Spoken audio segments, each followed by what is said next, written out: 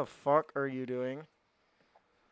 Nobody wants to see that shit. Yeah, they do. That's why No, they're no, they here. don't. That's why they're fucking here. No, whatever. Hello and welcome, heroes, to the Academy. I am your host, Justin. And I'm your guest, Darren Scott. I'm your co-host Brandon. And I'm your co-host Ian. This podcast was created to provide you, our heroes, with new and reusable material for both players and DMs. We hope to inspire you with creative content that you can bring with you to your next adventure. Our show may not be suitable for young children, but neither is our D&D games. So moving on to our main topic, I am really excited for this. I have got to read through this entire product, and can I just say, Darren, you did phenomenal work. Phenomenal Well, thank work. you very much. And a lot of research clearly went into this, and you clearly have a plethora of experience when it comes to being a DM. Look what you just fucking did. Motherfucker! Yeah, well, you knocked my shit down, so go fix it. Sorry, I was on a rant for a second. You've obviously put a lot of experience and time and effort into this. We know all about you, but for those people that are joining us for the first time, can you tell Crit Nation a little bit about yourself and what you do in the D&D world? Yeah, well, I'm a DM's Guild author, so I publish content there here. And over the past year or so, I've really grown my commitment to working on stuff in the Guild, and it's gotten more serious, and I've found that to be my passion over time. You know, I love counseling, but I'm a nerd at heart, let's be real. Mm-hmm. And let's see, what else? I've loved tabletop RPGs since I was like 12. Worked on, I think the first one I ever participated in was actually Call of Cthulhu. Okay. And I fell in love with 5e shortly after it came out and playing my first game. And as soon as I started DMing, I was homebrewing. And I've just been homebrewing ever since. So the first game I ever homebrewed was just complete mess of a homebrew. Awful, but I think I've gotten a little better since then. Oh, we just lost you. What happened?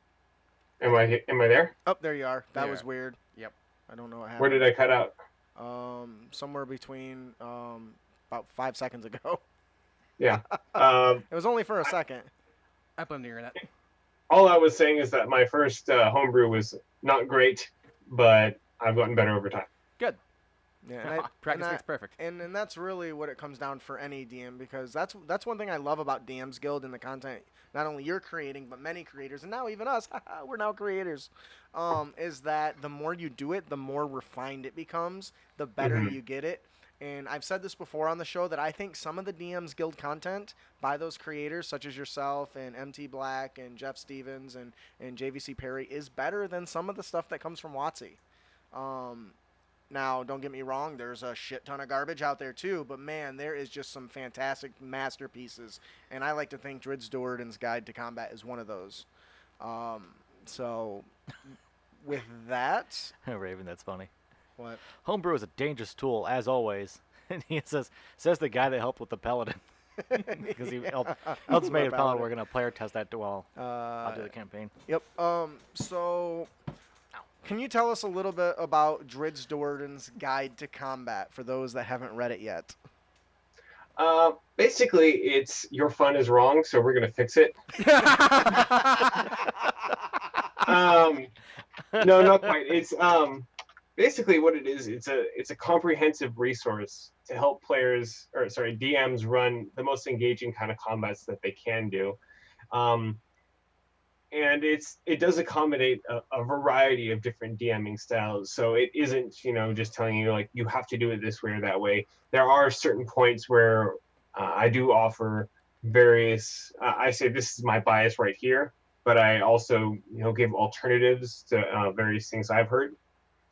In addition to the 50 pages or so of main content, there is an additional 20 pages of supplementary material, which includes 18 printer-friendly stat blocks for mass combat. So instead of having like 20 enemies run as individual enemies all rolled separately for initiative, you can have like just a few, 2 or 3 of these blocks of enemies and run them like squads. And then there's also a guide on how to make more of those. And there's also 4 pages of printable tokens so that you don't have to spend hundreds of dollars on miniatures. It's Yeah. expensive. Yeah. Yeah, it is. The one thing I'd like to, if you would touch on it a little more for us, is not everyone might. There might be many who don't know who Drizzt, who the namesake of the product is. If you haven't seen the cover art to this, it's dope as hell. It is so good. Can you tell us a little bit about Drizzt and why he is the I can't think of a word I want to The dude. The badass The of face? yeah, thing. the face of your product. Thank you. Yeah. Um, he is a legendary character from R.A. Salvatore's series, The Legend of Drizzt, and it's definitely the most famous Forgotten Realms series. It's a very famous fantasy series in general. He is one of the few drow who is like unequivocally good, and he is a master with scimitars, and so that kind of inspired this title. Like you have a book by Mordenkainen and Volo and that sort of stuff, or not by them, but named after them. And in the same way that they are masters of lore and magic, Drizzt is a master of combat. And funny story about the cover, actually, the guy who did it, Omicron Sirit, he's told me how ever since this came out, he's gotten so many people asking him for commissions and stuff. I know at least a few of the guild authors have commissioned him since. That's awesome. I mean, it is a beautiful piece of art. Silver Wolf says hashtag poster board. He's the poster boy for combat, and you're very much right. The one thing that's really cool about him is his master of not just weapons but tactics, and that really to me encompasses exactly what your book is about, which leads to the purpose. So your book has so much content. I had to narrow down some topics of discussion because there's just too much for us to touch on specifically. So, um, I guess the thing I wanted you to talk to us a little bit about is in chapter one, called the Dungeon Master. You talk about abdicating player intent. Can you tell us a little bit about that? So, adjudicating player intent is basically the fundamental job of the dungeon master. And what that means is that basically, one sec, I lost my thing here. My guide to combat wasn't loading. Happens to be all the Basically, it's the fundamental task of the dungeon master to, when a player says, okay, I want to jump up on this ridge and throw down this acid bomb onto the enemies below. You as the DM have to translate what that means into the rules. And in combat, not every action is strictly defined in the player's handbook. Nope. So there are a lot of edge cases where you're going to have to translate it as best you can. And a lot of the time when you're adjudicating players' intent, you want to allow them to be creative. Yeah, and that's something I think we've talked to at length on the show is that sometimes I consider the rules a lot like a blade of grass, and sometimes you have to let the wind blow it a little, blow it a little not straight so that you can help the player accomplish some of the stuff they want. Because I found that the more wiggle room you give them, the more creative and adventurous they're generally willing to get. Now, Yeah, and sometimes you just gotta mow it. yeah. Just destroy the rule. Yep. I don't know if I agree with that 100%, but It's like but the Matrix. yeah, the Matrix is more accurate, right? Where you're bending and weaving to the rules. In from a dungeon master's perspective, it's important for us to not only translate that into rules. We're secretly on the player's side, so when you do this, you don't have to give them 5 checks to achieve this really cool thing that they want to do. I hate seeing DMs do that. Like, all right, I want to sneak past this group of guards. All right, hold on. I need to have each person in the party make an individual stealth check, and then every single like one of these guards that's just lazing about, not even looking around, makes an individual perception check. Oh, they spotted one of you. I never predicted this would happen. 10 checks and one of them fails. Right, right. And there's a lot of DMs that do stuff like that. So when you're narrating the intent or abjugating the player's intent, make sure you're secretly on their side. Don't go out of your way to, first of all, make it more complex than it needs to be. And secondly, don't make it so that it's nigh impossible for them to succeed, because then you're going to find that they often stop wanting to try. At least that's in my experience. I don't know if you've had something similar. Yeah, I actually thankfully haven't had that problem, but I do understand there's a lot of there are a lot of important factors to adjudicating, and some of the stuff that I do go over, the tips in brief in Guide to Combat for adjudication are basically just listen to your players very intently, give them the benefit of the doubt, like you mentioned, maintain internal consistency, make their actions feel meaningful with their consequences, carry cool descriptions, and use your imagination. There's a lot of fun things you can do with how you translate what the players are doing. Absolutely. Right. And what about settling rule disputes? This one seems pretty important because it comes up all the time, and there's just some case when you're like, "God, motherfucker, God." Yeah. So when you're trying to settle a rules dispute, most of the time you just want to make a quick judgment call and move on. If it's a matter of life and death for that player character, you might want to take the time to say timeout and look things up. Another thing you can do, a tactic, is you can get one of the players to help you be the rules guy or gal and say, all right, now we can continue on through the combat while you look this up. Yes, I'm a big fan of that, mostly because I'm lazy and don't want to do it myself. Um, Generally, what I've done, and once again, this is going to be different for every DM, is that if I don't know a rule, I almost always will rule in favor of the player and then write it down and then look it up later and deal with it after the game.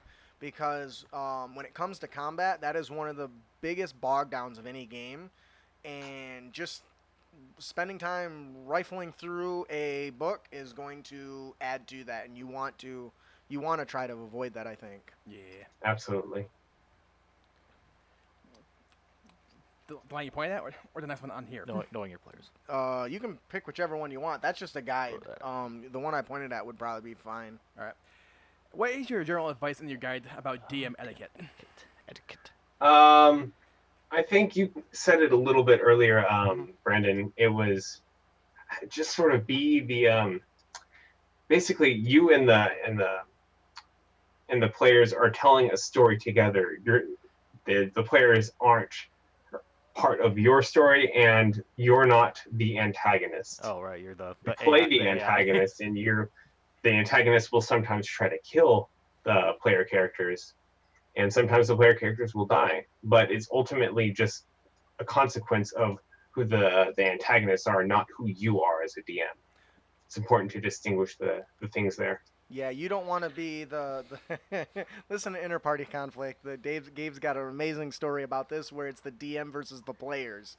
That is something that honestly I have fallen victim to when I first started. That was me.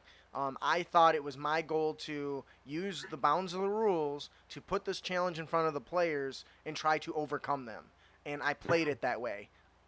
That is not the right way to play at all. And if you have fun with that kind of stuff, I might suggest a war game. Like you could try Warhammer or Kill Team or any of those things. You can get your kicks in doing that.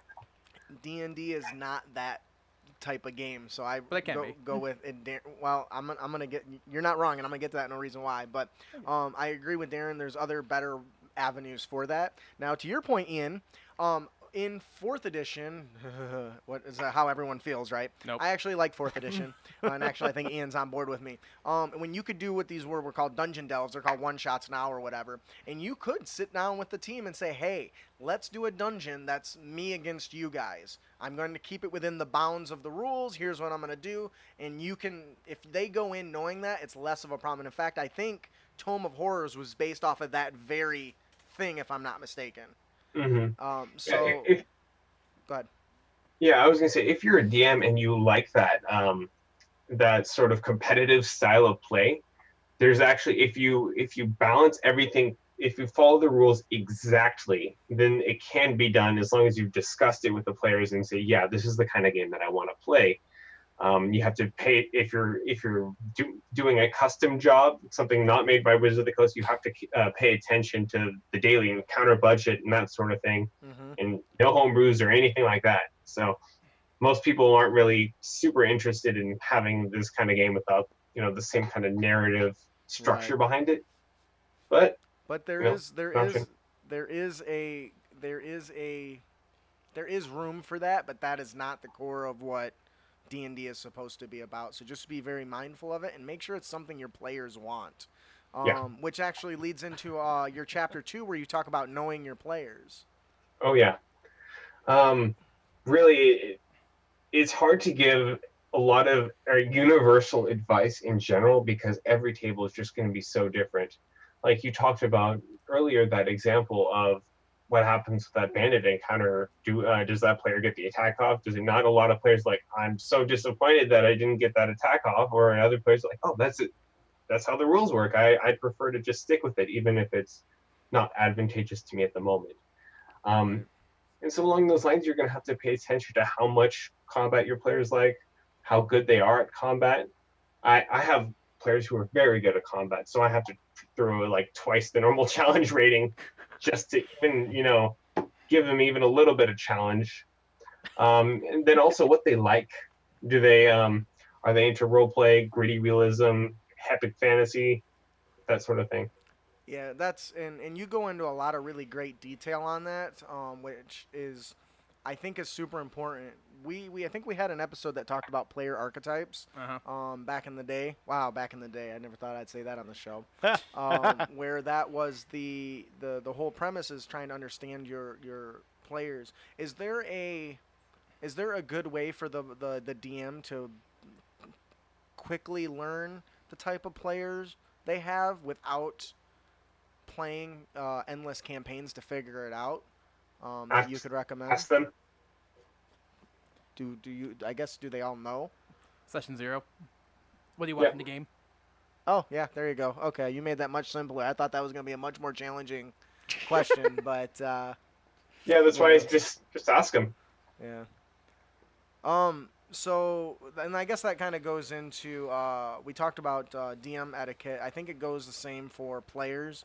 You have quite a bit of content in regards to player etiquette. What are some Hmm. things that players can make sure to avoid so that they don't come off in a negative light at the table?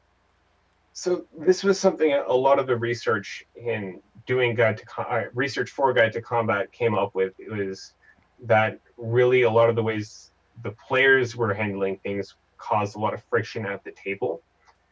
So the number one thing, so I had two different results on two of the different polls. Like the number one thing on one of them was that combat was too slow, but on the other one, it was by far that players not knowing the rules. Yep. Seriously, there is the combat section in the player's handbook is 11 pages long. That's it. You could read that in a couple trips to the toilet. And there's after that, there's like, I don't know, 2 to 5 pages for your classes. You have no excuse not to read the rules if you're going to be playing for 3 or 4 hours a week. And so that's pretty important there. I'm doing the anime lightning from my eyes to Brandon. It was a struggle to get him to learn the rules. He just had to come up on a show for D&D to learn. Eat my ass. That's something that happens pretty often.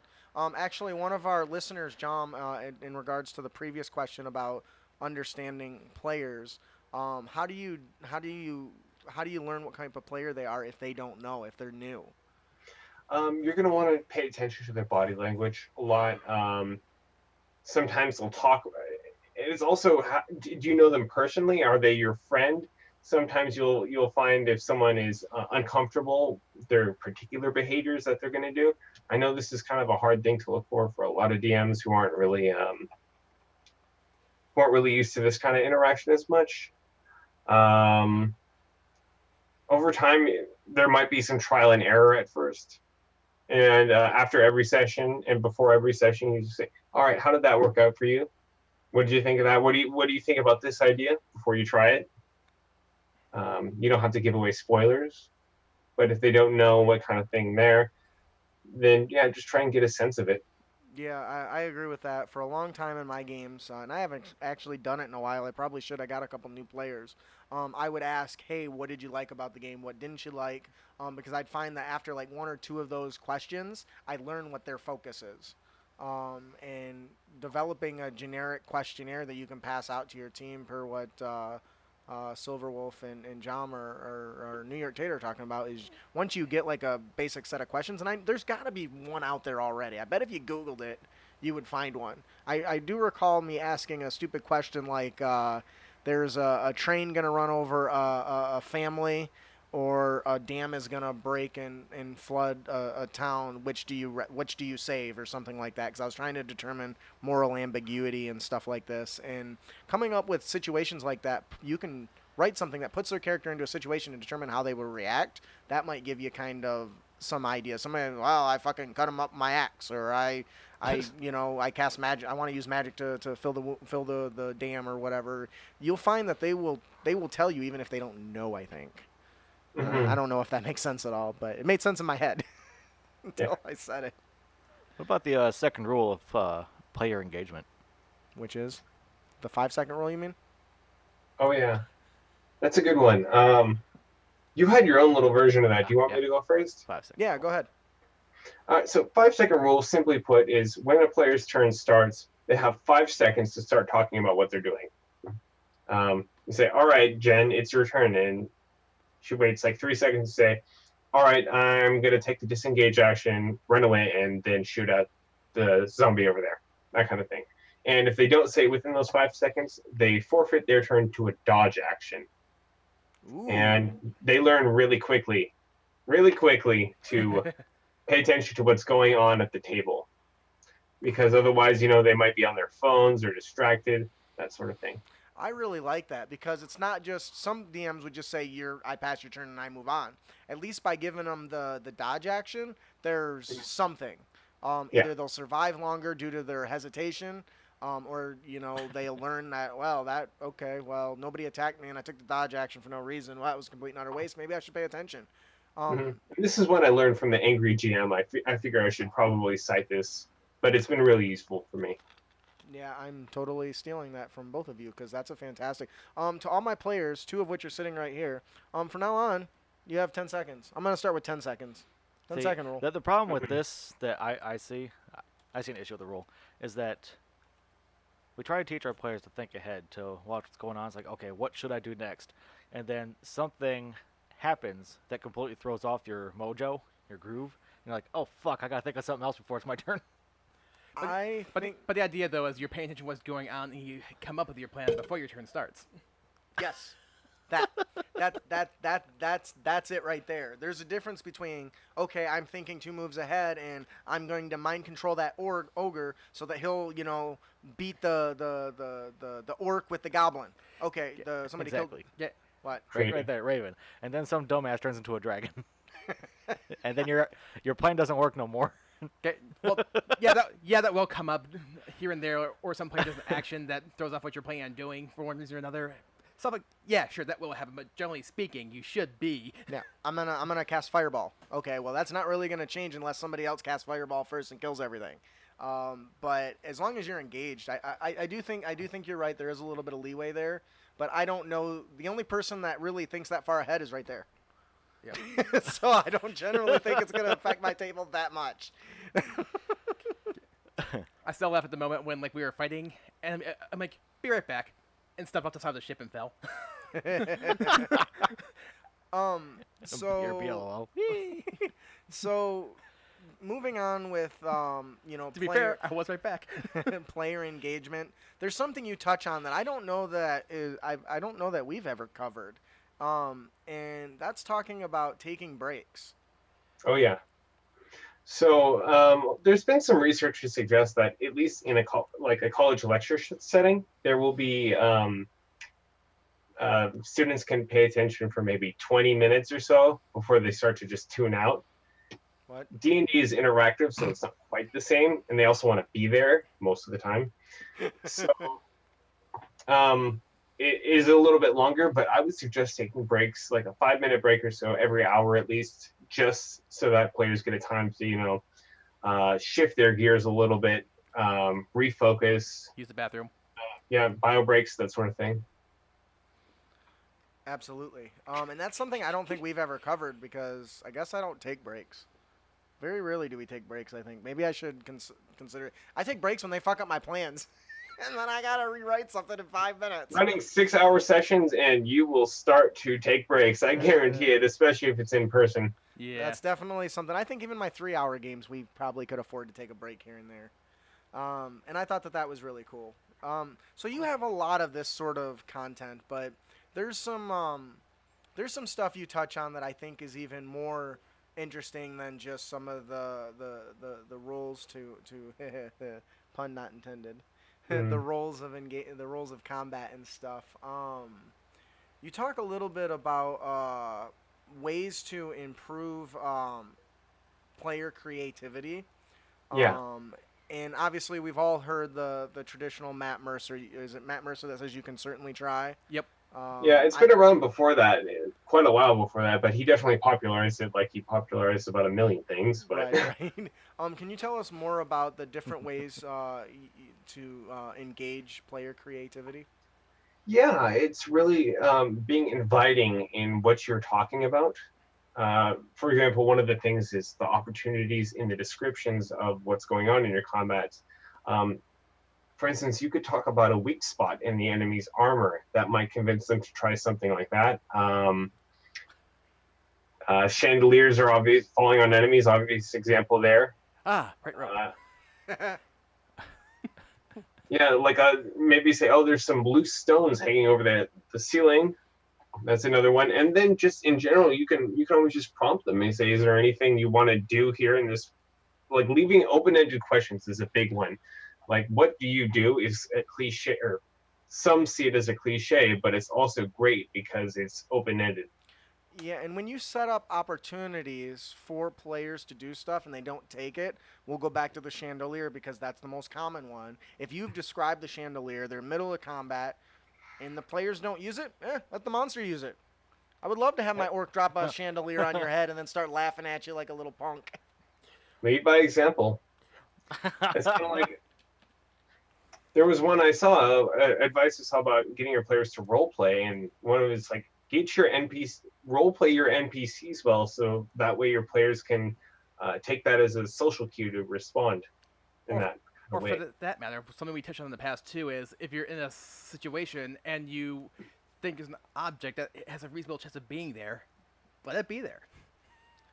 Mm-hmm. Like if a brawl starts in the dining room, for example, well, somebody might go, I pick up this knife that's there and stab somebody with it. Well, you're in a dining room, so that makes sense to be with a knife there.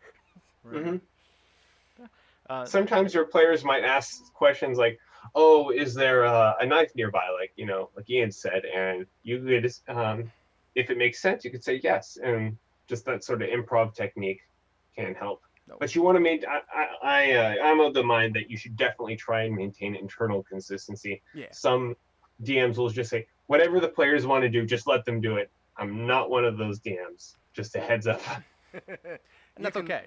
And see, we might be on opposite ends of the spectrum there because if this is why I'm more of a theater of a mind person over a grid, and I will talk about that in a little while. Is that I had an incident when I was playing on a grid, and the player said, "Hey, we're in this kitchen. Is there any kitchen knives?" Well, there's none of that stuff's on my grid. None of that. There's no pot and pans on my grid. But I'm like, well, yeah, it makes sense that would be there. Why? Oh, I want to throw the knives, or I want to bang them in the head with a frying pan, or that classic cartoony feel to it, or I'm gonna ready my action to the next bad guy that comes through and beat him with my frying pan. Okay, that's cool.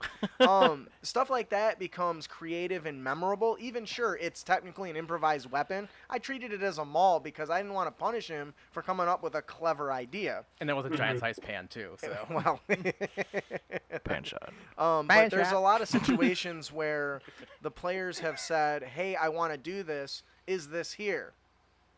Yes, it is now. Because I assumed it would be there, or they assumed it would be there, and it would make sense for it to be there. So I've let them have a lot of creative control in my games because of that. Like, Right. one issue I constantly ran.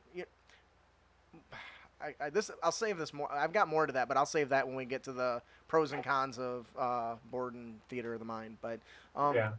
I like to give my players freedom of control. Yep. I know on many times they've walked into a merchant and I said, okay, what race and gender is behind the counter? What does it look like? You describe it. I don't Mhm. care. It doesn't matter to me what the merchant looks like, but I have to then make note that they said, okay, oh, it's an angry dwarf. Aye, what the hell do you want? You know, one of those things. And I make a note that I remember it's the same, but I didn't put that NPC there. I didn't care. I knew a merchant was there. That's all I really. That's about as much as I put thought into it. Right. What are you buying? So I think that there is different DMs. Some people prefer to flesh all that stuff out. I take it you're one of those. You prefer to like flesh all the NPCs and all that stuff out, maybe. Yeah, I improv some of them myself. Like some of the merches that don't really matter. The extras, I'll flesh those out. But I I find a lot of players actually enjoy it. There's more vermicelitude. God, I can't. The world feels more real Right. when they aren't seeing it made in front of them. Hmm. When they feel like they're naturally walking into it. I And get it. so if everything's just indefinitely permeable, then that sense of immersion can be lost. But some players do just prefer to just make stuff up and shoot the shit, Right. so to speak. And I agree with you in this in the fact that if you don't maintain it. So if I gave Ian created this NPC in this area and described it. If it then was somebody else every time you went back, it destroys the fact that that person was ever real. So I do agree that if you don't do anything with that information, it's worthless. But I think that in this is my DMing style that's something that's always been important to me for two reasons. One, I'm fucking lazy. Honestly, I'm gonna be straightforward. I'm lazy. I don't want to do all that work, and I don't need to do all that work. Secondly, they've developed better attachments to creep people in places that they make. At least that in my experience. Right, Mr. Granite Outhouse? That motherfucking thing comes up in our show all the time because I let him build a granite outhouse. I'm afraid to ask you anything like that. To be Like, fair, afraid, it's be more than very just a grant. afraid. it's like, hey Justin, what kind of a person do you see behind the bar? It's a really big lady with a slack jaw, and she's got a cleft. Are you fucking kidding me? How you doing, guys? Here. I don't know. That's my personal feelings, but I definitely understand as a player being on that where I come in and the DM already has a voice and a personality and a description for those locations. So, Now, to be fair, that Grant Outhouse is just the tip of that iceberg. yeah, And literally. it goes back to knowing your players as well. Not all players are going to be comfortable with that kind of improv. Yeah. And if they're not interested in doing that kind of improv, then forcing on them is just going to make them pretty uncomfortable. Oh, absolutely. You want to be careful of that. Oh, Gina, I spelled it wrong.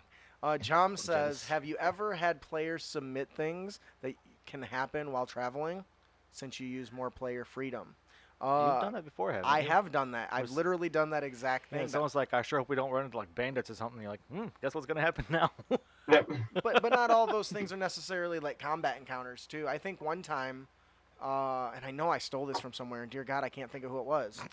I think it was Esper the Bard actually, and they were traveling, and like, man, I hope we don't run into anybody suspicious. So I basically took the suspicious encounter that somebody was up watching late at night and heard some noise, so they were sneaking around, and they came across two people in the middle of a deal. Didn't do anything.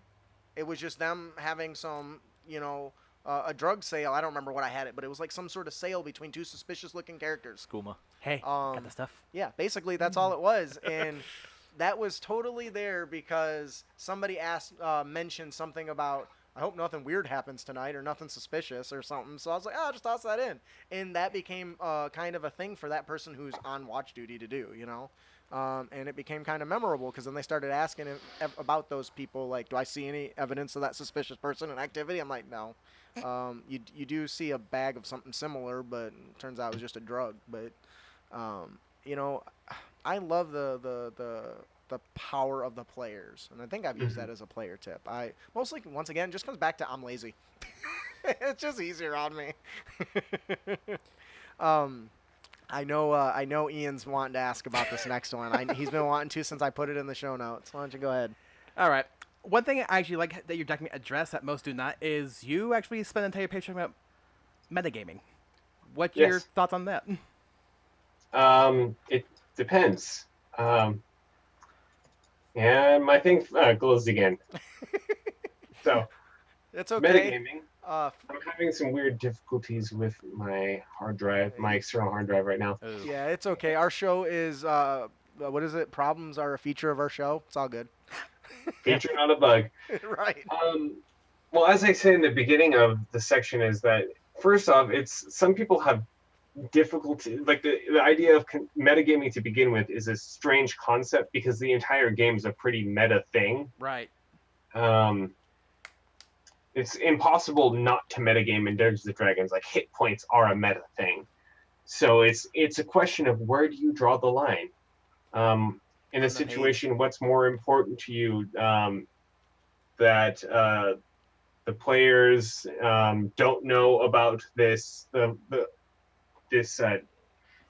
vulnerabilities of this strange aberration, or that they that if they do know already, that they just kind of act like nothing is awry and like, oh, there is this new monster. I have never seen it before, even though they've read that entry already. And that in of itself can be worse than just like, oh yeah, that's one of those things. Let's go fight it. Right. And my take on it, generally speaking, is like you said. I definitely had encountered some people saying I don't want any making whatsoever, but it's gonna happen on some level, no matter what. Absolutely. And my other take too is, at the end of the day, it's a game. Don't be Mhm. surprised when people treat it as one. Yeah, Exactly. some people get so Exactly. bent out of shape about that, though. I've seen people like freak out just from telling another player what my player's current hit points are. Like you're metagaming. It's like, no, it's part of the game design. Yeah. Yep. And And my I take. was just Go ahead. going to suggest that if it's really that big a deal to you that the players don't know the exact rules for all the monsters and stuff, don't make monsters that or just like homebrew monsters that they haven't seen before. If it's really that big a deal, I don't have enough time for that. But maybe you could just buy some books that you know they haven't read. Or just like Monsters of the Guild, right here. Pick up this mad motherfucker. This thing is awesome. or just grabbed a stat block that's similar but not quite the same. Yeah. Or just call it Yes. something different. We've talked about reskinning multitude on the show. John points that out. That I think when we had Gabe on, he said, "Yeah, I described this alligator, that twin-headed alligator that regenerated or some shit, and it was just a troll skin, but." The players never thought that, oh, maybe it's weak against fire or all this other stuff, because they didn't assume that it was a troll based on how it fought and how it was described. Mhm. So, And the other thing too is, like, don't police what other players' characters know or don't know, because prove to everybody else that they don't know that. right, You right. can't. That's my personal take on that too. Right, right. And what's this about players running combat? Ooh, I like this one. Okay, so there's a lot of DMs like to delegate the tasks of the table to the players themselves. Um, you can get them to run the various monsters. You can get them instead of having to do that all yourself. Um, once again, site's closed. Got to reopen it. I think it might actually be Acrobat now that I think about it. And then there's also you can get them to help track initiative. Those are the two main ones. I do present a number of pitfalls to this approach. A lot of the one of the big ones that a lot of people don't consider is that if you're the DM, a lot of the fun comes from running these monsters and doing this kind of stuff yourself. So you want to continue to have the fun perks of being a DM. There are other various pitfalls, such as you can't cheat as much if you assign the monsters to players. You can run into internal consistency issues, but uh, there's a lot of Justin says that he finds it to be a great boon to his game. I find it good when you have like characters control allied NPCs, for example, because it's one less thing for the DM to worry about, and a player's gonna at least try on some level, especially when it's an ally, to try to use it in an optimal fashion. Right. We've touched on this before, and I think I actually got a lot of flack on it on Twitter when I posted the players running monsters, and people gave me a bunch of arguments. But one thing that I found, that if you get a character that's knocked unconscious and there's no way for anybody to wake them up, give them a couple of your monster stat blocks, turn them loose so they're not bored. Yeah, And definitely. that can definitely help the DM focus more on some of the other stuff that's supposed to happen next. Wait a second, why are they supposed to slay fucking way more efficiently? I gave it to Ian. But I love the idea of the players helping run combat, and I think in our player tip we'll talk a little bit about that.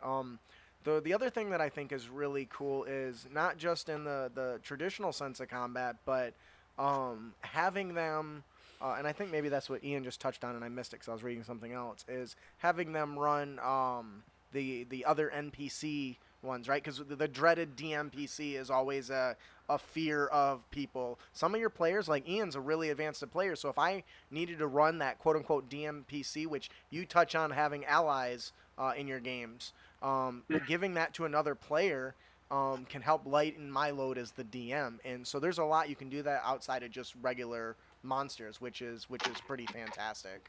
Or hirelings, I think is what they're called, right? Yep. So You can hire mercenaries to help you out. Don't forget that. yeah, It's a thing. which is different than DMPCs because those usually, while in my experience I haven't had any negative ones, but there's some DMs that just get out of control with that shit, the immortal Mhm. player and everything like that. So early on in the book, you talk about familiarizing yourself with the rules. In chapter 3, you talk about understanding the system and familiarizing yourself. How does Yeah. that different? How do you approach that differently than just saying read the rules? What do you mean? There's a conceptual backdrop that is not explicitly written in the player's handbook about how combat works. For example, there's the action economy, and it's this concept that basically whichever side has more actions to take on its turns is going to have a massive advantage because the game is set up such that every character or creature can only take a certain number of actions, and you have to be mindful of that when you're building encounters. Even if a monster is CR, 17 or so, if it's just one monster, um, players well below the expected challenge rating could take it down just because it doesn't have that advantage. Yeah, that's where I think the whole idea of making sure you've got the right the monsters that have like legendary actions in layer actions because those are Right. designed to offset the action economy. Exactly. And that's really important when you're designing in combat encounters as well to fully understand that hey, my players, there's 6 of them, they're all going to attack before my enemy attacks once. He's probably going to get destroyed. So how can I offset that in my show and in my games? I've actually taken monsters that don't have any of those and given them various legendary actions and lair actions that are in the same like damage or effect, the same thematically, that have allowed me to run. Where you guys they fight one boss. Like for instance, when you guys fought the dragon in the Storm King's Thunder thing, they were sailing over top of the sky on these ships, and there was a multitude of things they could do, but they were fighting pretty much one dragon by the time they cleared out the entire group. So that dragon had multiple features and actions it could do, from slowing down the enemies or from slowing down the players, not the enemies. You are the enemies. Slow down the players, batting them with their wings, biting them on other people's turns. All those things offset the fact that it was one monster. And that's very, very critical. And you really sum that really well in your guide to combat. Hmm. Thank you. Yeah, and there's some other things in terms of understanding the system, like just the innate entropy that kicks in at higher levels that you have to be wary of, is because there's so many variables that are introduced when you're, say, tier 3, which is levels 11 through 16. Mm-hmm. And when you're in, because there are lots of different spells, that sort of thing, and not only also that the monsters get more complex. So you have to just be careful about these sort of unstated facts about how the game works, and you have to be really aware of these things when you start homebrewing monsters, or not just monsters, but classes, especially in general. That's a whole other issue there. Yeah, absolutely.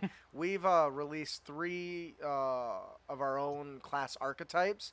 First of all, I thought it would be a safer place to start than trying to design an entire class, but when you go through that process, you learn how much is actually involved. Because in my opinion, the easy part was writing the stuff. The hard part was making sure it functioned and wasn't unbalanced or any of that sort of stuff. And the Hmm. same thing applies when you're building custom monsters.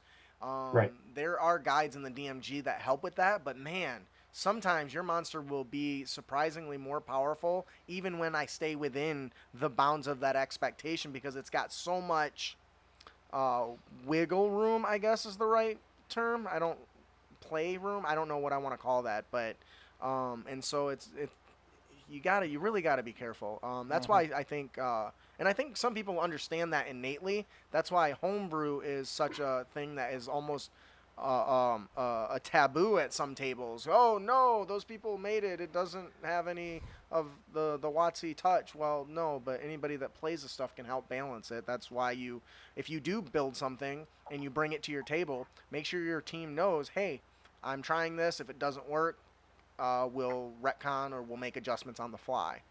Yeah. Um, And a piece of advice I give in Guide to Combat about using homebrew materials is something, if you're not familiar with how homebrew works, if you're not experienced in detecting whether or not something is balanced, a cheat to that is actually you can look to see what kind of language the homebrew uses. If it should, good homebrews use concise language and that is uses the same terms as in the player's handbook and that sort of stuff. So instead of saying, "Oh yeah, they make a perception check when they walk past this," and say, instead they would say, if a creature walks within 5 feet of the poison trap, they must succeed on a DC 15 dexterity parentheses saving throw, or else take 48 damage or half as much if the save is successful. Something like that. and that is really hard. One thing I really try really hard is to do that. And sometimes I do stuff that I don't realize there's already a format for. Hmm. And when you're doing homebrew, you're right on point. Good homebrew will have done their research and find that WotC has already done that in some form, so you can take that text and that block and that format and fit it into your verbiage instead of just saying, "Oh, the trap has a DC of 15." Yes, Hmm. let's face it, it was probably done in some way, shape, or form, in whatever way you're thinking of, in either 3.5 or 4th. Right. There's a crap ton of stuff in both of those editions. Yeah. Oh, Think of it like copying lines of code. That's how I think of it. Yep. yeah. I went to school for programming, but I sucked, so I became a network engineer. You're talking to a psychology major, so So, but you're very right on that point. What about speeding up combat? It is a oh, guide to okay, combat, right? Yeah. yeah, this is another big one. This is definitely one of the more demanded things. Is like it takes 45 minutes to get through a combat with 3 monsters. How do I speed this up? All right, so here's the crash course. So you want to save time on initiative. You can do that by not rolling initiative. You can do that by rolling initiative ahead of time. You're also going to want to shorten the monster turns by picking monsters that don't have really complex abilities. If you're going to have lots of monsters, or if you have just one monster, it can still go pretty fast. But if you have lots of monsters, you're going to want to have more simple ones that are just kind of big bags of hit points and that do lots of damage when they smack you. Meat bag. Um, don't run spellcasters or just memorize 1 or 2 of their spells and just use those if you are going to do that. In terms of saving time on monster turns, you also want to save time on player turns. Just a couple of things. Make sure the players know their characters. Have them roll their attack rolls and damage rolls at the same time. You can reveal their defenses, the monster AC. Most of the time, it's not going to be a big spoiler, so that way you don't have to wait for the response to see if it hits. Employ the 5-second rule that we talked about earlier, and speak quickly when you're running combat. This frantic pace. Okay, and the goblin's charging at you, and they level the spear at you and thrust it right at you. Now, what do you do? And there's also the fact that if the fight is completely, there's no way that the enemies will win. You can always just wrap it up early. Yeah, And absolutely. with all these things, they might seem kind of small individually, but when you put them all together, you can cut your combat time in half. Absolutely. And I think your 5 second rule definitely is going to have a big impact on that. Because I use the, you ever play Pictionary? You get the little hourglass? Yeah. For like 2 years, I used that. Because my players wouldn't stop, spending an hour staring at the board but not actually doing anything. So I says, well, when it runs out, your turn's done. Moving on. Yeah. You make a basic attack. You know what I think would be a great parody monster is if it's an elderly wizard or whatever, and he's got a bunch of addies, and the party kills all the addies, and he's the only one left, and everyone just starts coming up on him and just dies of a heart attack. What the hell? I'm like, oh, that was easy. No XP for you. Uh, When you said like talk quickly, I briefly in my head pictured an auctioneer jam. Well, I got to hear my gold balls. The first one rolls a 16, that's going to be a miss. This one rolls 17, that's a hit. You take 6 damage. This one attacks, he misses. Am I dead? Hell no. Is that what happened? You go into a lot of detail in revolves on how to deal with cheating and the optional rules in the DMG. There's so much content here. We obviously can't cover it all. I mean, you got several pages on this stuff, and the one thing that I really wanted to talk on is you talk about morale. Can you tell us about this mechanic you touch on as far as an optional rule? Yeah, this is in the Dungeon Master's Guide. So a lot of players find this, or a lot of DMs find this interesting, especially if they've run war games before. Mm-hmm. Basically, it's the rule is if there's, let me actually just find it here where I put that, but Page 32. 32. Okay, thank you. It's on the PDF. It's 32. I guess in the book it's 29. Okay, morale. Basically, they have to make a wisdom saving throw if they are in. The monsters do if they're put in a tough spot. Obviously, the player character is immune because they're player characters. And Ooh, that's a good one. basically, how I recommend you do it is my personal recommendation is just you role play it out. If you, in general, I found that if you don't have to roll the dice as the DM, it's better to just skip rolling the dice. And that's another thing about speeding up combat I forgot to mention. There's an average damage value for all the monsters. Just using that will save you a lot of time. Absolutely. And what can you tell us about what? This is something I just saw and was like, oh, hey, this is gonna be a good one, and that's grids versus theater of the mind. Oh yeah. So this is a pretty big one, It is. and the schools of thought are vastly different here. The first thing I've run into is like a big misconception about grids, and it's that people calling it using miniatures. Even the Dungeon Master's Guide calls it using miniatures, but it doesn't have to be with physical miniatures. And because of that, people get this impression that you have to spend hundreds of dollars on finding miniatures and using the right ones, or else just using ones that are really inappropriate. And I say, no, fuck that. Get print out these tokens. Like I made some and included them in the guide, though you could obviously make your own. Print out these tokens, paste them on cardboard, and just use those. That's what I do at home. It works perfectly. You can get all the complexity of grid combat with that. And there's some pros and cons to each grid combat and theater of the mind. And you go into quite the bit of the detail on these. The one thing that I like and that I kind of want to hear your thoughts on as far as the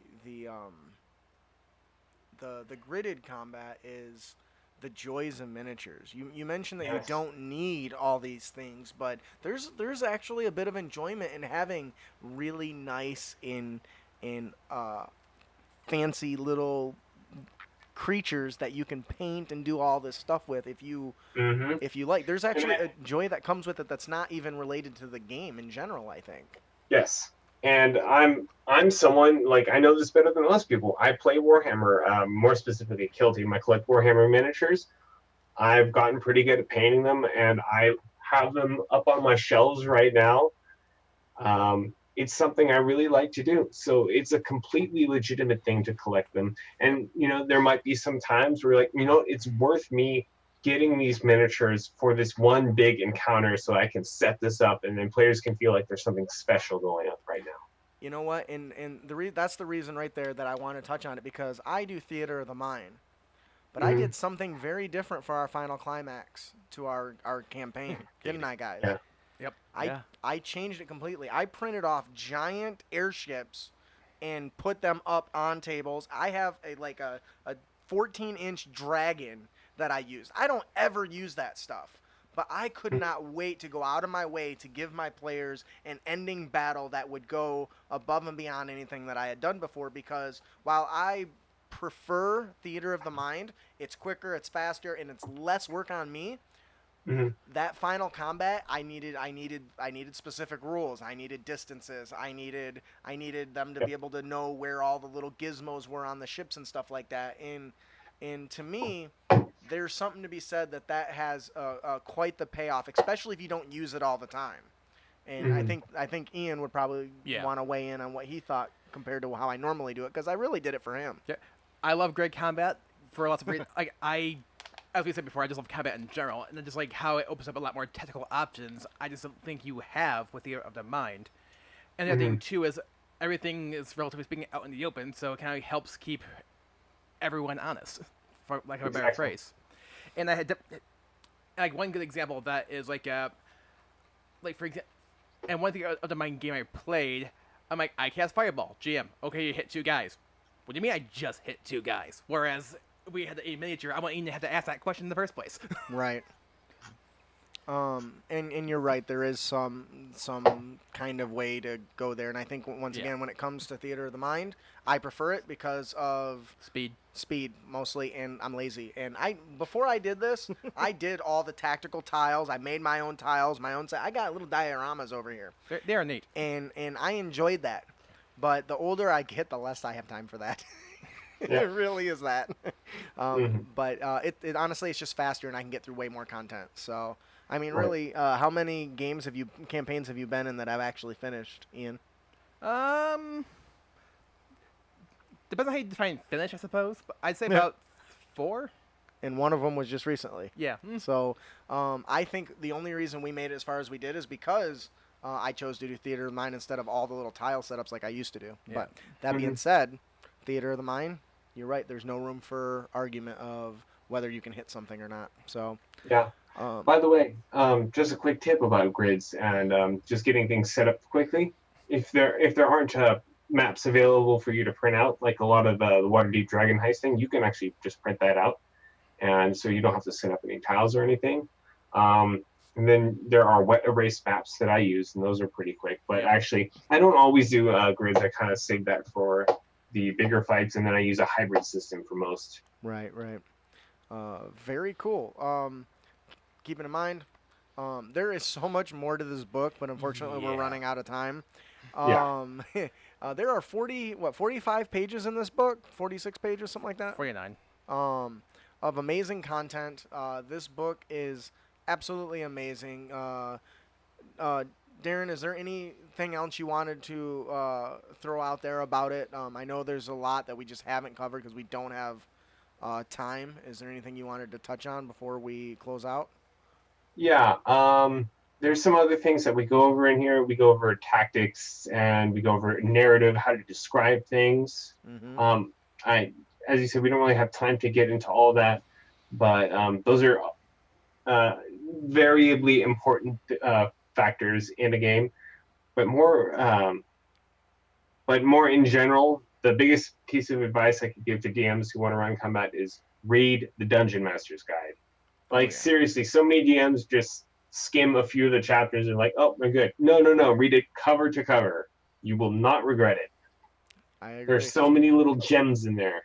That honestly, a lot of our DM tips come from the Dungeon Master guides, but not just fifth editions. All No. the previous ones, I've got them all except for first. And there's so much nuggets of information sparse throughout those things that if you just glazed over it, you would miss so much knowledge. And yeah, I agree 100%, man. I also really like your segment on hazards and obstacles, but we'll touch on that a little bit in our DM tip.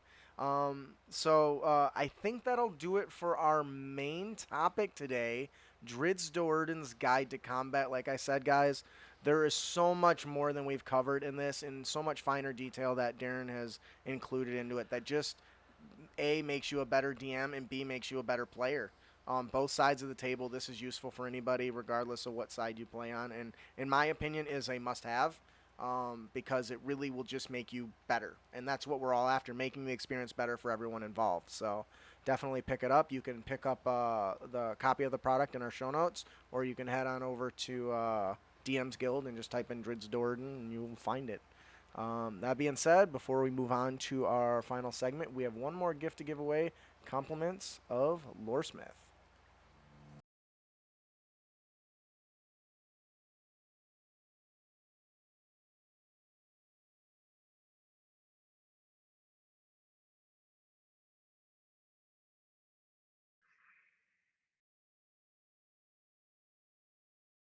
Incredible places and meeting colorful characters along the way.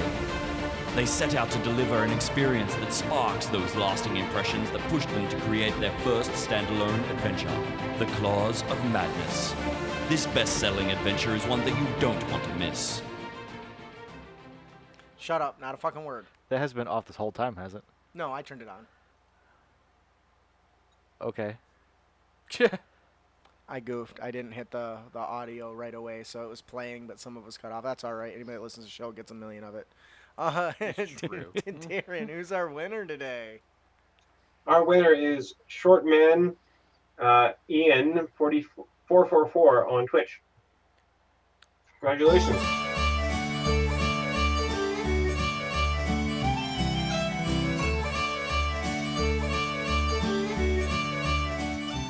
Don't fall. My chair just broke again. Again. One day Get I'll in fix chair, it. man. I've got one. I just haven't carried it out here. Congratulations, Shortmanian44 on Twitch. Email us to collect your prize. If you enjoy the adventure, please leave Loresmith a review. Moving on. Oh. And now, what you've all been waiting for. Our Unearthed Tips and Tricks segment, where we bring you new and reusable material for both players and DMs. Every week, man. What? That is a fucking dope ass intro. Lick my balls. Our first Unearthed Tips and Trick comes from, or our first Unearthed Tips and Trick, our character concept comes from you, Darren Scott. Why don't you tell us a little bit about this bad boy? So I had an idea for a player character, and this came from, I mentioned earlier in the show that there was one of my players might be running a game, and we were thinking Ghost of Saltmarsh. So I had the idea, zombie pirate. And That's why I want my guy to be. obviously there's no zombie player race in the player's handbook. There was a article published on Unearthed Arcana for the Revenant, and that's definitely an option. But it's got some balance issues. So in the show notes, there should be a link to the Revenant race that I made in one of my products, and it's I would call it more balanced than the other ones, and so you can use that if you want to run this race or this character. In terms of the class, there would be two main options. The simplest one would be to play the Swashbuckler from Xanathar's Guide to Everything. Yes. The second one would be if you want to use the Matt Mercer's gunsmith or gunslinger subclass from the fighters. I also have Matt Mercer. When he took that, when he made that subclass, it's a good as far as early 5th edition goes, but it still didn't change a lot of the concepts of Pathfinder, and so it doesn't really have a lot of it's not really suited to the 5e principles as much as it could be. So I also have a product that's a revision of that. You can get that for free. That's also linked in the show notes. And depends on what kind of firearm you want. Do you want to have like a pirate with a blunderbuss or with a 6-shooter pistol? And of course, as a backup, you could have a rapier, that sort of thing.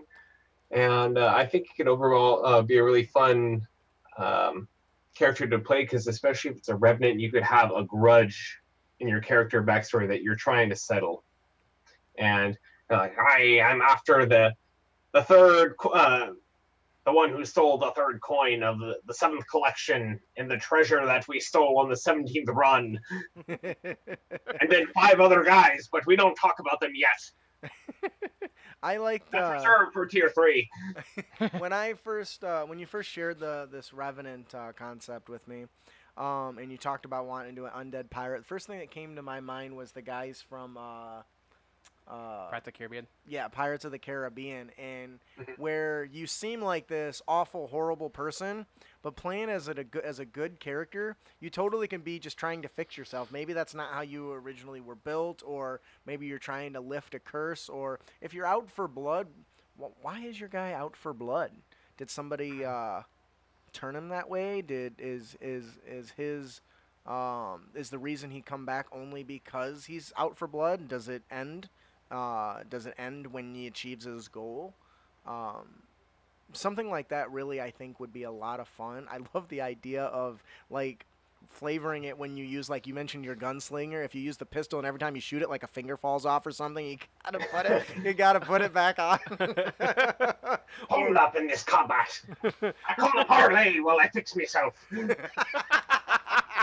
That's kind of one of the first things that came to my mind is, like, every time you take a blow, you could have a lot of fun with dismemberment, and then, like, the magic just returns it back to the way it was, because you're this undead revenant thing. And to me, that's just hilarious. Or if somebody stabs you and a miss, it just passes through your ribs and through your body. You know what I mean? It doesn't hit anything, important. At least that's kind of what went through my mind when I saw this. And I think it would be a lot of fun, especially fitting the Ghosts of Saltwater Marsh is what it is, I think. Yep. Salt Marsh. Just sounds fantastic. I've linked in the show notes both the Revenant, which is actually the Creatures of the Night Gothic playable races. Comes with 3 other races. I think it's for, 80 cents, I think? It's pretty... That's 80 cents, but the text for the Revenant itself is from that product, but it's linked and you don't have to pay for that. Oh, awesome. Well, that was very nice. So here we go. There's I included the gunslinger as well on here in the show notes because I forgot to do that earlier, so it is now there. And I also posted them in our chat for our Twitch followers. So I think this is awesome. The Revenant Pirate would be just a lot of fun. I think this would really be one of the most fun I could have in a flavor-wise when I take damage. Because there's not a lot you can only do so much if your character's, like, normally quote-unquote mortal. But with something like this, like losing an ear, losing a nose regularly, like walking around and finding you're allergic to something and sneezing, your nose comes flying off. Or after combat, you're like, hey, could you help me find me boot? My foot is still in it. Turns out you got a peg leg just while you look for your regular leg. You're just doing a pogo stick the whole round place. Oh, God. I love this character concept. Thank you so much, Darren, for sharing it with us. That is our character concept of the day, the Revenant Pirate. Har. Our monster variant of the podcast today is the Foul Spawn Berserker. Foul Spawn are deranged humanoids corrupted by contact with the far realm, a maddening and distant plane. Foul Spawn gather in roving packs and are drawn to serve powerful, aberrant creatures such as obelisk, beholders, and mind flayers. So now this is actually a surprisingly low-level monster. The Foul Spawn Berserker's origin stat block you're going to use is the Darugar. And you're going to give it a few new features. Something of note, when you use the stat block, instead of taking the average of hit points that's in the monster manual, you're going to maximize it because we're going to use a feature called Bloodied. A creature with less than half its hit points becomes bloodied. This is one of the amazing mechanics that I loved in 4th edition because it created dynamic boss encounters by changing the way they fought or giving them new abilities halfway through combat. So this one has the bloodied feature. And also you're going to give it the Berserker feature called Reckless. So at the start of its turn, it can gain advantage on all melee attacks, but all attacks against it also have advantage. So keep that in mind. That does 2 things. It increases his chance to hit, and it increases the odds that he's going to get his bloodied condition. And that's where shit gets a little interesting. When he becomes bloodied at half hit points, He gets Berserker Aura. A creature that starts or ends its turn within 5 feet of the foul spawn Berserker must succeed on a DC 12 Wisdom saving throw or become charmed.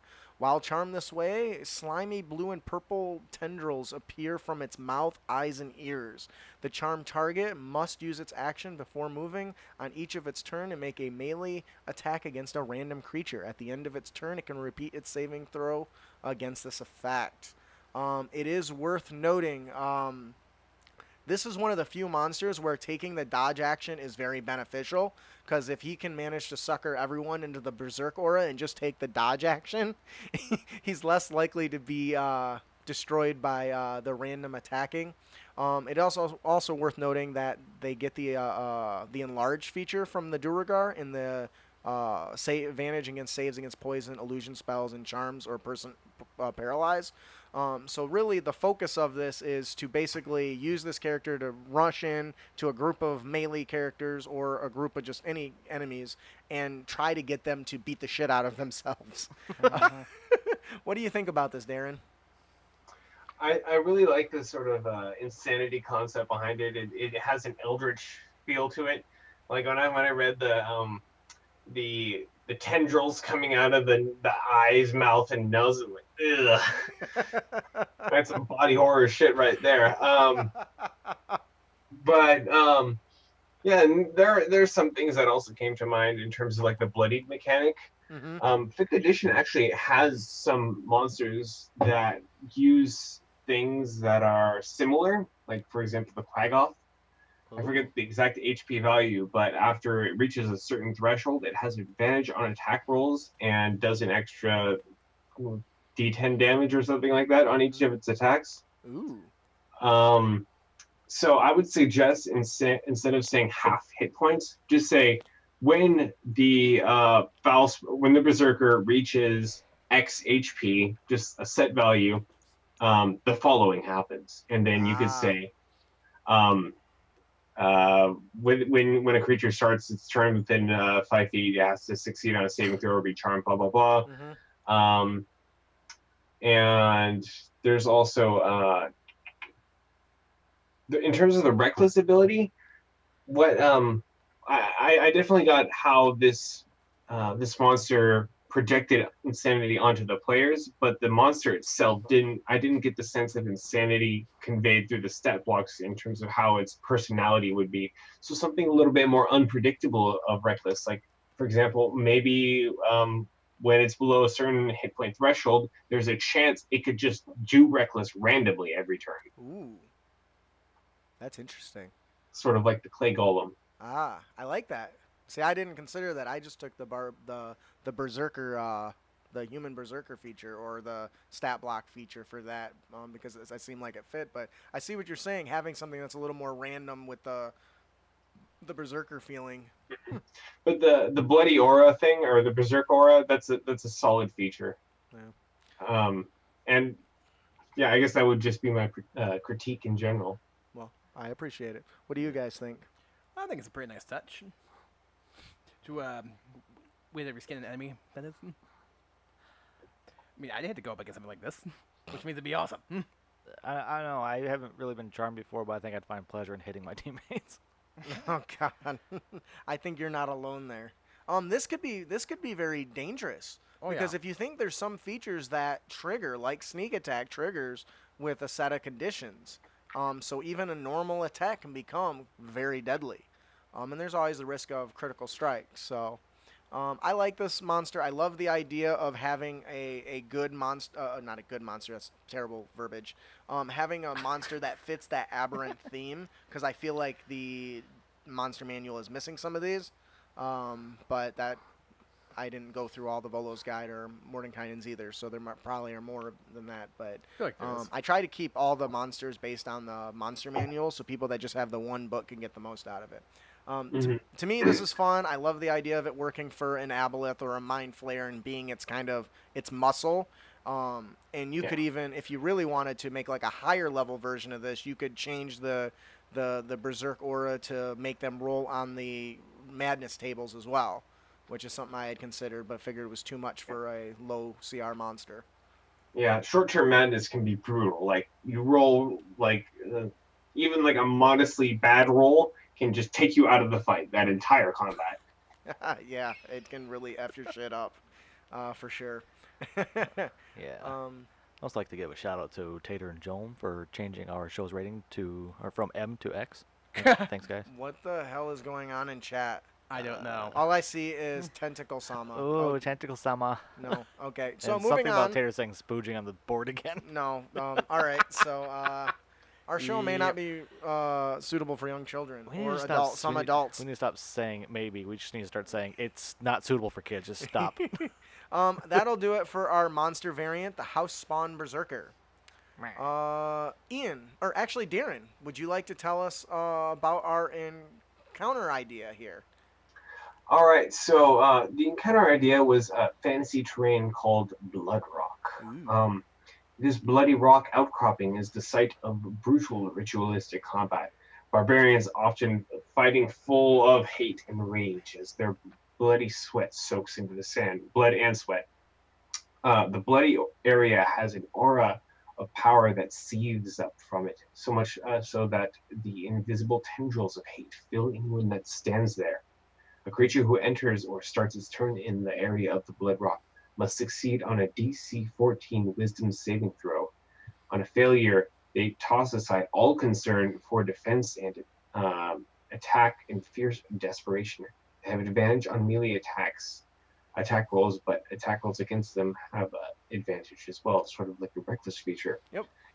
In terms of tactics, this is a great option for using in head-on battles with many of the combat brutes that have high HP. You don't need to worry about any of them falling too quickly due to enemies having an advantage against them either.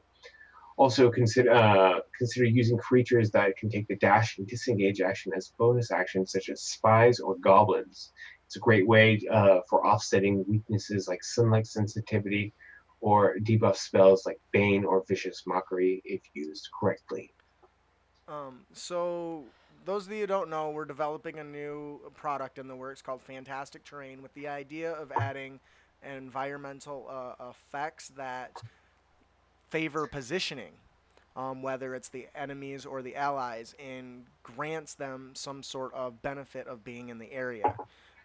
This one is one we had written up that actually went really good with the Foul Spawn Berserker, so I tossed it in here. The idea being that you bring them to this ritual area that when they're fighting, it grants quite the offensive advantage to enemies by using creatures such as the spy and goblins who can run in, get the advantage, and then run out without any risk to themselves. Really gives them the benefit without any of the drawbacks and creates for a very highly mobile and positioning centric game. What do you think, Darren? I think this has the potential to be pretty fun. I would also want to emphasize the RP aspects of it. This is great. This is prime grounds for RP, in my opinion. It's like, all right, so you feel reckless. You're just full of rage. What is your character saying now that they're about to attack? Like, what feelings are they having? Does something from their past come up? Anything about their other players, other player characters? Tensions, do any of those boil up? That sort of thing. Oh, I hadn't even thought about that. You're a genius. That is awesome because that's a great way to pull out like the those dark thoughts that they have, their characters would be having, but wouldn't otherwise say. Right. Have any of you ever read the Stormlight Archive series? Fuck yes! You had to mention the Stormlight Archives. I'm reading it again through audiobooks, and I'm just about to start Oathbreaker. Love that shit. Sorry, continue. Are you technically reading? Yeah, no, it reminds me of the thrill that they talk about the Alethi having. Yes! Oh my god, very much like that, where this constant urge to engage in combat and blood and oh my god. That totally wasn't inspired by it, but damn, you're spot on with the thrill.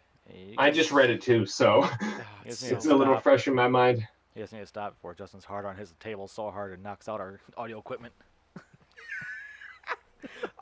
Yes. What do you guys think about this sort of fantastic terrain, the Blood Rock? It definitely mixes up some combat sessions pretty well, and I like the fact that your deepest secrets of hate can come out. Yeah, that's genius. I can definitely see stuff like that being interesting when it happens to the paladin. Oh yeah, potentially things that are pulling at him. Oh Like, yeah. oh, I can't do a spoiler. I almost did a spoiler alert for one of the Yeah, radiants. stupid rogue! I can't believe you've been stupid and I've been doing it! I think that with a paladin, pulling it towards the things that could cause them to be oath breakers, like those little Yeah. things that could cause them to lose that oomph that gives them what they need and pulls them closer to it. Oh, Like, that and would. maybe have them make a wisdom saving throw to see, all right, what's gonna matter more, your oath or this violent urges, which is gonna win? Yeah, dude, that is so dope. Joke's on you. Especially if it's like for like reasons that sound just like, oh, this person I'm fighting alongside with killed someone and he's probably a menace to society, but my oath says I can't do it. But right now I'm filled with all this violence and I want to exact it right now. So which is gonna win out? And The then, you, thrill. then your head explodes. Whatever. I like stuff like this. Once again, I like because it's a specific area. So as a DM, you'll notice that I didn't say how big the area is. You can make it as big or as small of an area. If it's like it can be as small as like a ritual sacrifice post where people do. I know you hate when I do Yu Yu Hakusho, but in Yu Yu Hakusho they have this one battle where they grapple and then they put knives up to their feet, and it's a small, probably 5 foot, 10 foot square that they're in. They're battling like sumo wrestling. And people, die in this fight. So you could totally have this a small area that one person's getting the advantage of, and the players are having a. What if you? Does it say melee? I don't think I tied it to specifically to melee attacks, but advantage on it is melee weapon attacks. So some ranged weapons are considered melee weapons, aren't they? Very specific ones, like thrown axes, maybe. Those are melee weapons. I mean, there's not technically a distinction between melee and ranged weapons. It's that ranged weapons can have, or sorry, melee weapons in general can have an ambination property, and ranged attack rolls are handled a certain way. Right. But it's technically no such thing Right. as a distinctive ranged weapon in terms of mechanical differences. They all have the same sort of they all have the same format in terms of properties and everything like that. Right. So whoever steps into it gets advantage on melee, but they Yes. also have the attackers have advantage on them too, right? Yes. Right. I would love to see a wizard That's walk why into it. He's so fucked if that happens. Could be a challenge. Maybe an orc grabs him, drags him into it to this area of blood and lust, and wants to spill the wizard's blood. You totally can do that. Were you gonna say something, Darren? Oh yeah. I was gonna say that there is while there is a sort of like there are different tables for the ranged and melee weapons. There's you notice that stuff like the archery fighting style, it says you have +2 bonus on ranged weapon attacks, not you have +2 with ranged weapons. Right. That's because they're it's not really a weapon could be ranged or melee depending on how it's used. Right. So Technically, you could throw a maul and it's a ranged weapon at that point, but only for a few seconds. All right. Well, I really like this concept. I do think it would be interesting to put a big boss in it who has like a cleave mechanic or something like that, and the players have to do everything they can to get him off of this circle that's empowering him, this area that's empowering his attacks and stuff like that. So, I think that'll do it for our encounter of the podcast. Fantastic terrain, Bloodrock. Keep an eye out. We have a product coming out soon called the Challenge Accepted. It's full of it's full of skill challenges and a small collection of our fantastic terrain that'll be out in another product down the road. So keep an eye out for those. Brandon, would you like to tell us about our magic item? Magic item for the show is a stone skin robes. It is a wondrous item, and it is rare. In battle, stone-colored robes is enchanted to protect its wearer from devastating blow by temporarily turning the wearer's flesh into stone. You gain a +1 bonus to AC against melee or ranged weapon attacks while you are wearing the stone skin robes. In addition, when you are hit by an attack, you may use your reaction to speak the robe's command word to cast stone skin. Did you forget where you were at? Yeah, I lost my spot. There's no skin. You don't need to concentrate on this stone skin to maintain it during its duration. Dur. Dur. This effect lasts for 1 minute. If the hit against you is a critical hit, it becomes a normal hit. Once used, this effect can't be used again until the next dawn. Yes. Darren, what do you think about this? So the designer within me just had was instantly triggered in the first sentence of the Dur. first thing. It's you say +1 AC against melee or ranged Oh, attacks. that was supposed to change. I'm sorry. Yeah, I did change that later. yeah. It It should a just be +1 weapon AC. attacks. Well, +1 AC in general. Oh yeah. That was my bad. So it works against spell attacks too now. Yeah, it's meant to Okay. just to be a defense buff, in order Yeah. to bring it up to the normal rarity of the other ones. And I knew that when I wrote it, and then I think I got distracted when I was writing it. Does not take much. Oh, shut up. Yeah. It's a +1 AC while wearing, right? I Mhm. don't know if it says while. I think it says while wearing. I think that's the Mhm. proper terminology. All right, Yeah. Mr. Designer, go ahead and rip the rest of it apart. All right, you ready? No, it's a pretty good item. It's obviously very useful. There's a lot of great flavoring behind it. The flavoring all meshes together, which is what you want in a magic item. Just kind of a coherency. The big disadvantages of stone skin are that it's obvious in a lot of circumstances it's just not worth it because you have a gold cost every time you want to cast it, and it takes a full action. And this robe just says you don't have to deal with the consequence or the downsides of stone skin. You get all the upsides plus a +1 bonus to AC, and also you don't have to worry about concentration, and it negates critical hits. Probably should be very rare. Damn.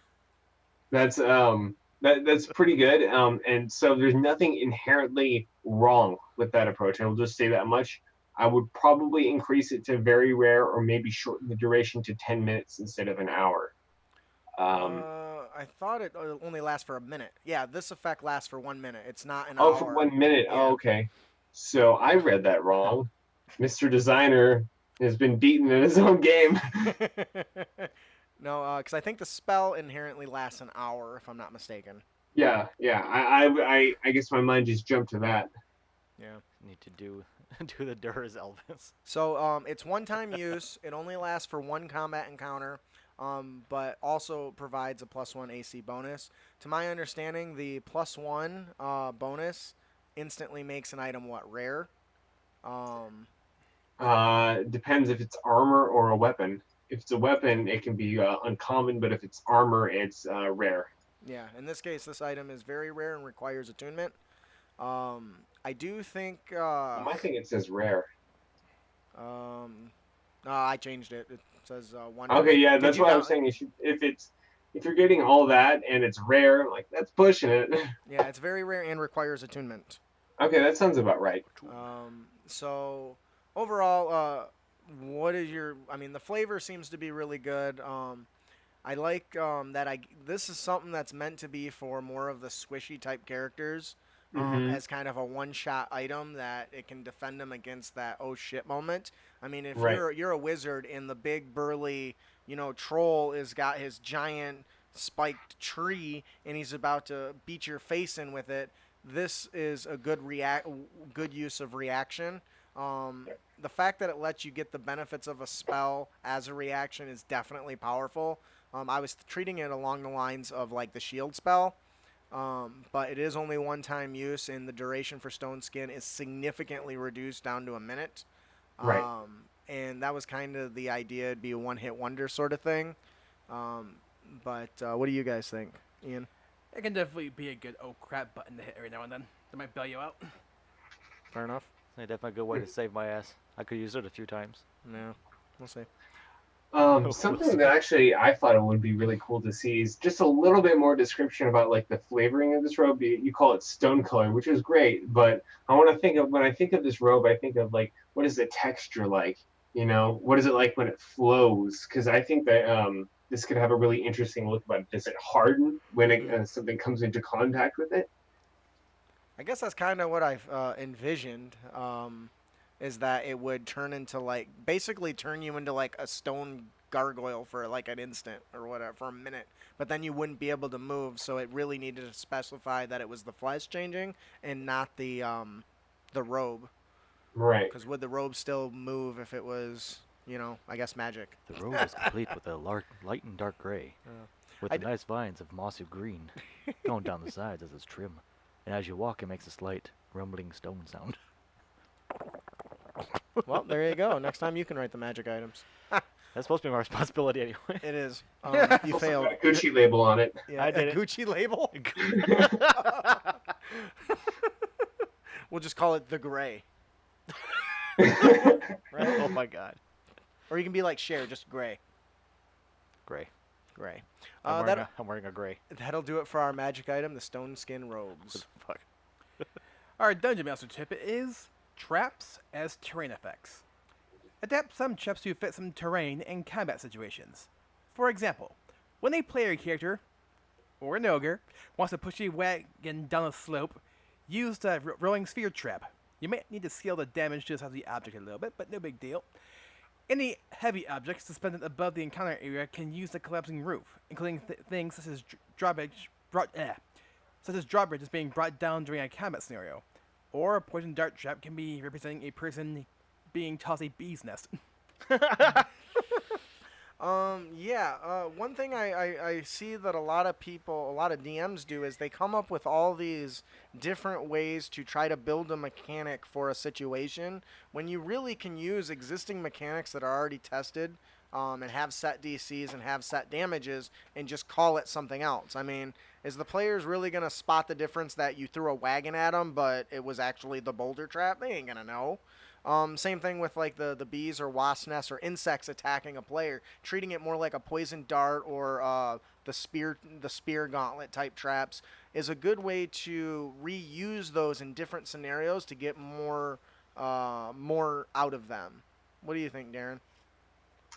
This sort of comes back to what we were mentioning earlier with the what was that? Never mind.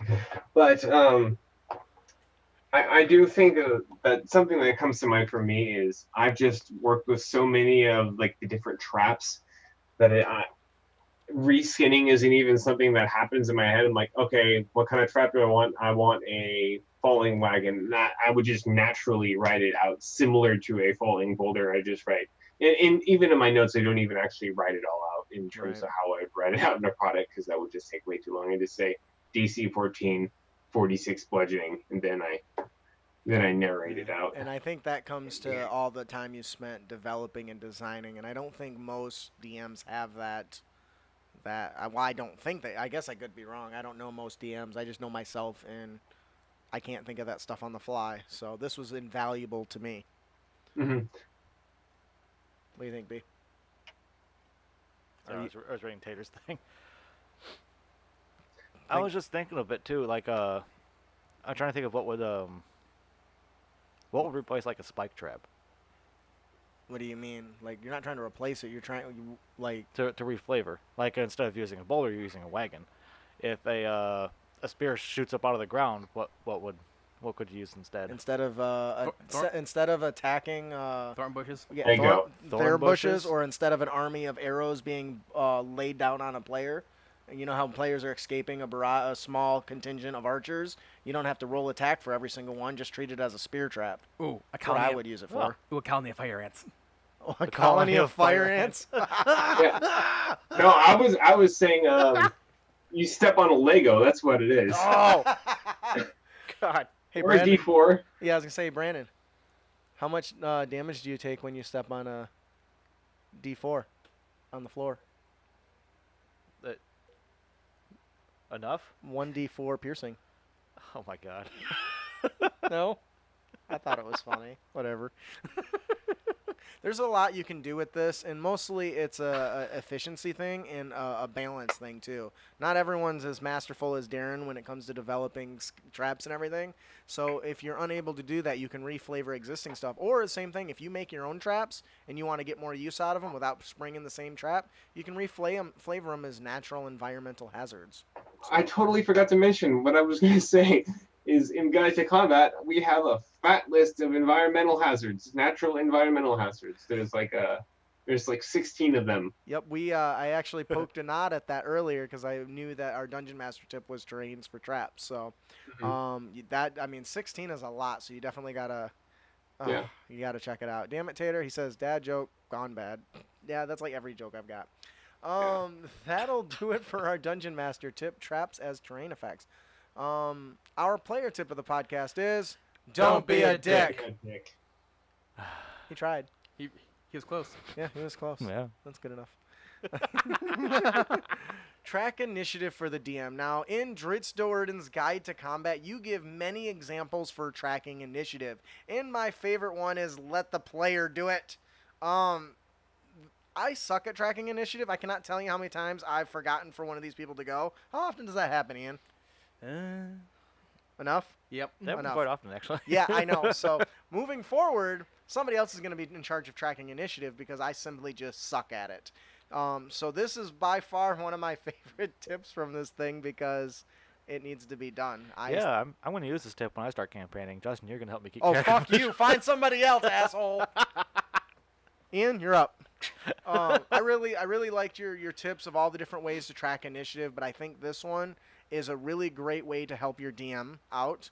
If you're a player and you're twiddling your thumbs and you want something to do, be involved in this. It really is a fantastic learning experience for yourself, mostly because you get to learn how to track initiative when you eventually become DM, and then pass it on to somebody else, I guess. I don't know. Darren, I thought that this was great. You also touched on tracking initiative a couple other ways. Do you want to elaborate on that? Yeah, there's the DM. There are a couple DMG variants. One of them is speed factor initiative, which I personally don't recommend. It's basically you say what action you want to do, and then at the top of every round you re-roll initiative and do that. I'm like, rolling initiative every round. It's slow. Thank you. Let's see what else. There is. There was another one. Basically, you can have static initiative modifiers. Like, all right, so I have a +3 to my initiative roll, so I go at 13 every time. In terms of, did you want to know other tips about like how to help DMs track about initiative, or just like the variants? Yes, the different styles. Like one that I've used, I've got a whiteboard. But one that I've seen that I think I'm going to do moving forward is there's like you take a dowel rod and you write everyone's name on like clothesline pins and you click them on a pole and their name is right there. So I think I'm going to change to that and you can just flick it from one side to the other. You had quite a few other options in there for tracking initiative. Yeah, that was one of them. Flashcards or pins, basically printing out their names or writing them on pins or whatever, and then just kind of arranging them in the right order. And then another one you can do is commonly done is when everyone's rolled initiative, you kind of count, all right, is anyone from 25 to a 21? No, moving on 26 to or 20 to a 16, that sort of thing. Personally, not a big fan of that one. There are also initiative tracking apps. The way I do it, I've just created a template to print out. Has 26 or has 1 through 26 on the initiative things, and there's like 3 different rows, so you can have 3 different combats. And so whenever something's going on, you just write the name down there, and it has room for you to record hit points, conditions, that sort of thing. It's the way I found to be the most optimal, and that initiative tracking templates in with Guide to Combat. So there you go. Well, I think that'll do it for our player tip of the podcast. Don't be a dick. Don't be a dick. And you can avoid dickitude by tracking initiative for your DM. Please do this. They will love you long time. It's true. I think that'll do it for our show today. Before we close out, we have one more gift to give away. Compliments of Jeff Stevens. A small village, empty of villagers except for one boy, found sitting and weeping next to a jester's pageant wagon. The boy explains that the villagers, including his family, followed a jester into the wagon and never came out. What madness! could the adventurers face? Can they save the villagers? Or will they go mad trying? Can you survive the madhouse of Tasha's kiss? That's awesome. Darren, who's our winner today? Our winner is Jonah Sil So 1. Congratulations, Jonas Sil. Sorry. Sorry about that. Kill it. I hit the button too soon. Too soon. He's just a dickhead. It's okay. It's funny. He doesn't press it when he needs to, and then presses it when he doesn't need to. Oh, fuck you, man. Congratulations, Jonas Silas01. If you enjoyed the adventure, please leave Jeff Stevens a review. Leaving reviews for content creators is an amazing way to show that you care. Yep. I have so many downloads, and I have like 3 reviews. He feels your pain. I know you. I feel Over your pain. 500 downloads and only a few reviews. Yeah, it's hard to get people to review. I love the product, but I don't give a shit about the creator. I got what I wanted. F you. So before we close out here, Darren, would you like to give yourself one more plug? Yeah, you can find my products over at Dark Dawn Games on Facebook. That is just Facebook, Dark Dawn Games, no spaces, no caps or anything like that in terms of the URL, but with and the group name should show up with spaces. Twitter as well, you can find me at Dark Dawn Games, no spaces or caps, anything like that. And you'll get updates from our products, but we don't like to spam or anything like that. It's just basically notification releases, upcoming events like this one. Sometimes we'll post some memes or humor. Other times we'll have discussion topics. Absolutely. Definitely check them out. Like I said, if you haven't checked out episode 95, Versatile NPCs, check that out. Darren was a guest then, too, to talk about one of my personal favorite tools in my DM toolkit. So check it out. So please join us. Well, I guess I should elaborate. We were supposed to do, I was supposed to do Captains and Cannons. That got kind of pushed back. So please join us on our next episode. We will be discussing Call from the Deep, a Dungeons & Dragons 5th edition campaign for characters 1st to 12th level with special guest JVC Perry. I am really excited about this. I have had the privilege, nay, the pleasure of reading this adventure, and it is amazing.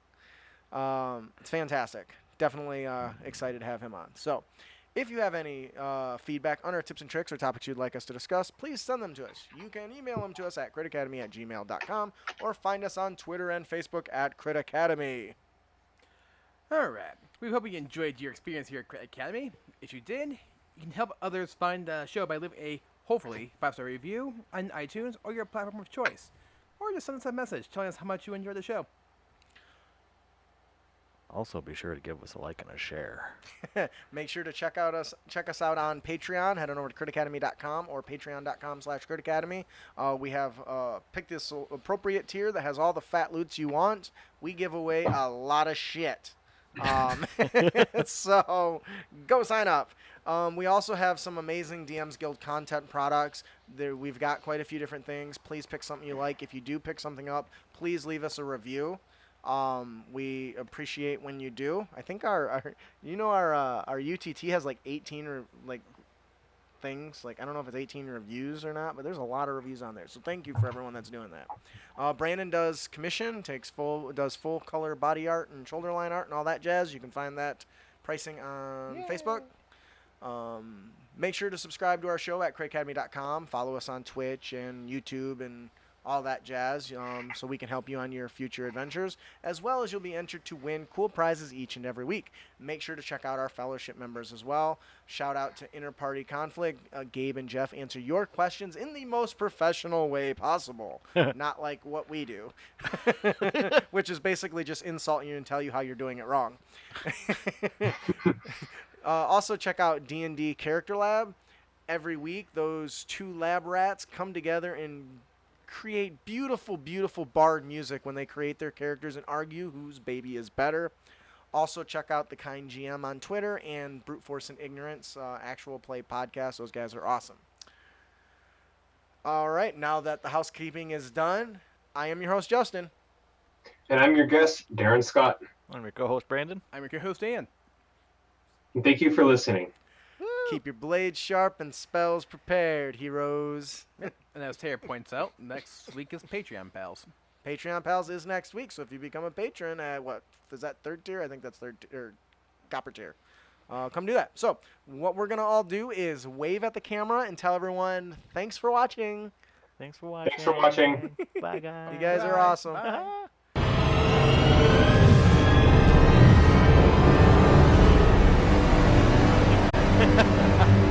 Some people are masochists. That's why they send you questions.